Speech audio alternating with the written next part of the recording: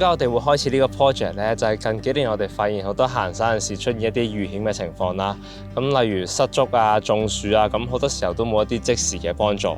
我哋就研發咗呢款耳機啦。咁除咗可以幫到行山人士自己去睇到嘅自己生理指數啊，保障佢哋嘅安全之外啦，亦都提供一啲實時嘅情況俾佢哋屋企人做到一個額外嘅保障。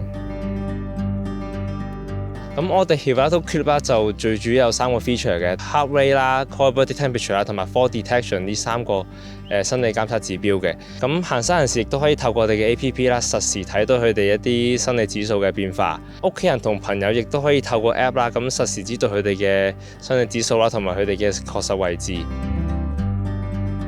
我哋今次咧就做一個 mini trial 啦，咁大概係一個60分鐘嘅一個行山活動，就喺呢個柏架山嘅郊野徑度啦。咁佢哋都覺得個耳機其實係比較穩嘅，咁同埋我哋而家嘅功能咧，對於佢哋嚟講係比較新奇嘅。咁佢哋覺得呢啲功能對於佢哋第時自己一個嚟行山嘅話咧，係會有幫助嘅。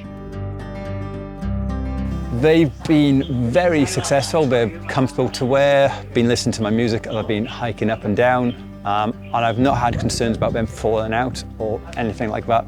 So it's been a very pleasant experience at the moment. I'm not the one who usually use an earbud because I like to hear what's going on around me. But this one was really good. Like, I have the music on, but I can still hear sound of nature and the people going on.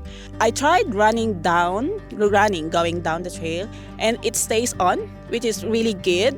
And I like that it has a location GPS, the tracking, where my family or anyone who can track me can see where I am and how am I going. 咁城市創科大挑戰啦，咁除咗佢哋提供一筆資金俾我哋研發新 product 之外啦，咁佢哋都時不時提供一啲可能 IP 啊、一啲 production 嘅 workshop， 咁幫到我哋由一個 concept 去到一個 product 嘅 stage 啦。咁佢都亦都有每一個月都有個 monthly meeting 嘅，咁除咗幫助我哋一啲 catch up 啲進度之外啦，咁佢都提供一啲即時嘅幫助，例如我哋點樣揾多啲 user 啊去做一啲 trial 啊，咁佢哋呢度都幫助我哋好多嘅。